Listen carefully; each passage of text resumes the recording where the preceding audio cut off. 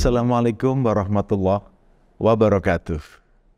Alhamdulillah kita diberi kesempatan oleh Allah untuk memasuki bulan Ramadan tahun ini. Suatu karunia yang luar biasa dari Allah, kita bisa memasuki dalam keadaan sehat, sehat jasmani maupun rohani.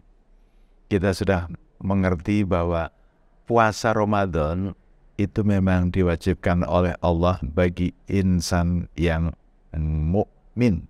Karena ya ayyuhalladzina amanu kutiba alaikumussyam. Alhamdulillah kita dipilih oleh Allah menjadi hamba yang beriman. Suatu pilihan yang tidak semua orang mendapat kesempatan hal itu. Setelah kita dipilih menjadi orang yang beriman, oleh Allah diberi kesempatan untuk menjalani training selama 1 bulan. Luar biasa loh. Training selama 1 bulan. Supaya apa? Dari orang yang beriman, kita diharapkan menjadi orang yang bertakwa. Orang yang selalu dekat dengan Allah. Yang selalu berprasangka baik dengan Allah. Yang selalu berkenan menerima apapun takdir Allah. Masya Allah, kita bersyukur dengan puasa Ramadan. Ternyata apa yang terjadi pada saat puasa Ramadan ini? Pertama, membersihkan racun, detoksifikasi. Tubuh kita sendiri di dalam proses metabolisme, karbohidrat, protein, lemak, dan lain-lain, itu sebetulnya menghasilkan sisa racun yang dikeluarkan melalui apa? Kalau CO2 melalui pernafasan, kalau air kencing melalui saluran kemih, kalau di usus melalui feses kita. Jadi dengan berpuasa ternyata mekanisme pembuangan racun menjadi lebih tertata. Sahur kita mulai puasa, kemudian sampai dengan berbuka puasa. Nah, ini tentu akan membuat ritme pembuangan racun yang teratur. Proses detoksifikasinya menjadi lebih bagus. Kita tahu pada saat kita tidak berpuasa, metabolisme karbohidrat, lemak, dan protein seringkali tidak teratur dengan bagus. Makan pagi, siang, malam, tentu akan menghasilkan proses-proses racun yang terus-menerus. Sementara dengan berpuasa, pola makannya dirubah menjadi sahur dan buka. Itu pun jamnya sangat tepat. Yang namanya imsak dan buka puasa sudah bisa diramalkan. Bahkan jadwalnya sudah terjadi sebelum kita memasuki bulan Ramadan.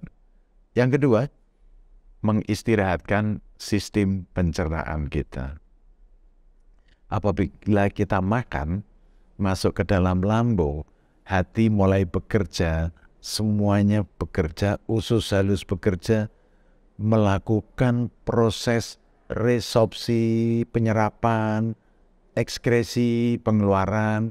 Tubuh mengatur mana yang diserap, mana yang harus dikeluarkan lewat kencing maupun lewat feses kita. Kalau tidak berpuasa, kita itu pagi, siang, malam, di sela-sela itu ada snack, ada ngemil, apalagi kalau rapat, selalu ada tambahan energi.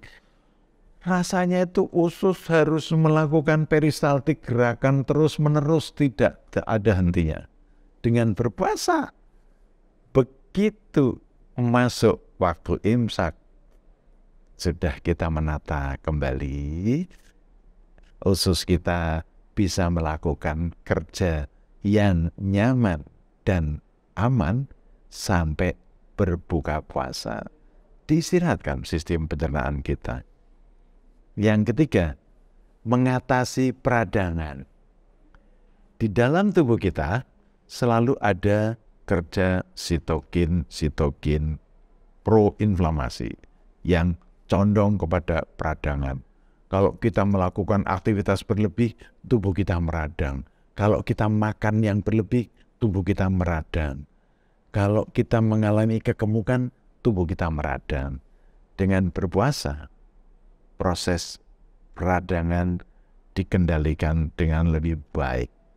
Kita tahu kalau ada agen infeksi masuk ke tubuh kita, langsung sistem kekebalan tubuh kita berusaha mengenali ini musuh atau teman.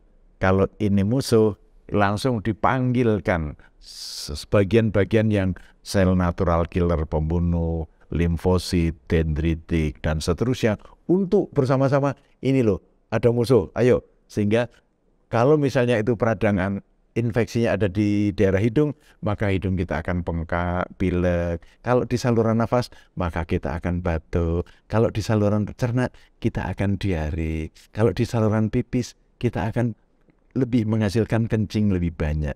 Nah, ketika berpuasa, itu sistem imun kita diatur kembali, ditata kembali supaya bekerja lebih maksimal. Berikutnya, mengurangi gula darah. Kita kalau mempunyai keturunan untuk mendapatkan diabetes mellitus, sebetulnya mudah sekali menjadi diabetes mellitus manakala gula darah yang masuk ke dalam tubuh kita selalu di atas rata-rata. Konsumsi karbohidrat meningkat, makan minum yang manis-manis, itu mempermudah kita yang berketurunan sebagai diabetes mellitus untuk menjadi diabetes mellitus. Tapi dengan berpuasa, ternyata gula darah kita sesuai dengan irama sirkadian tubuh kita diatur lebih bagus lagi. Otomatis kalau yang punya keturunan diabetes dengan menjalankan ibadah puasa menunda untuk masuk ke diabetes mellitus. Tapi bagi yang diabetes sendiri, dengan menjalankan ibadah puasa, gula darah menjadi terkontrol. Penelitian-penelitian menunjukkan pasien diabetes yang berpuasa sesuai dengan anjuran dokter akan terkendali gula darahnya. Tidak hipertinggi, tidak hipo rendah. Selanjutnya yang kelima, dengan berpuasa ternyata mengatasi kegemukan. Banyak penelitian menunjukkan bahwa orang-orang yang obes, orang-orang yang kegemukan, menjalankan ibadah puasa Senin dan Kamis, atau menjalankan ibadah di Yaumul Bid di hari ke-13, 14, 15 bulan purnama, ternyata secara perlahan berat badan akan turun. Kenapa? Asupan kalori kurang, lalu memanfaatkan cadangan-cadangan lemak untuk menjadi gluconeogenesis. Terbentuk gula yang bukan dari makanan, tapi dari cadangan-cadangan lemak di otot dan seterusnya. Selanjutnya, dengan berpuasa ternyata menurunkan tekanan darah tinggi.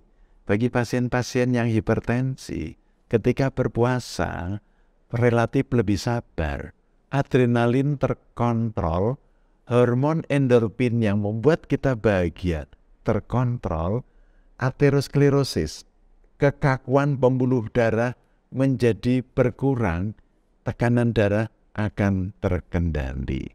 Banyak penelitian menunjukkan pasien-pasien hipertensi begitu TET mulai masuk di saat imsak dan sahur, tekanan darah mulai terkontrol. Nanti setelah buka puasa, tekanan darah mulai naik lagi karena aktivitas makan dan seterusnya yang lebih tinggi. Dan yang terakhir, ini yang cukup banyak dibahas di dalam penelitian, ternyata puasa meningkatkan imunitas, kekebalan tubuh. Allah memberikan kesempatan kepada kita punya sistem imun yang bagus. Mulai dari kulit yang luar biasa, lapisan mukosa, kemudian sel-sel imun humoral, sel-sel imun seluler. Itu dengan ibadah puasa, ternyata semua ditata lebih bagus. Lah kalau puasanya selama 30 hari, penataannya menjadi lebih bagus. Sel-sel imun yang harus menangkap antigen, menangkap agen, menangkap mikroorganisme, diingatkan, Anda bekerja lebih giat. Harus memilih siapa yang menjadi lawan, siapa yang menjadi kawan. Kalau lawan, kita terima dengan antigen presenting cell, APC, antigen presenting cell, sel yang mengenali antigen yang seharusnya itu akan lebih mudah bekerja dengan baik. Insya Allah dengan berpuasa Ramadan, kita akan semakin meningkat sistem imun kita dan memudahkan kita lebih banyak beribadah kepada Allah. Semoga bermanfaat dan semoga kita masuk di bulan Ramadan ini dalam keadaan lebih mendekatkan diri kepada Allah. Assalamualaikum warahmatullahi wabarakatuh.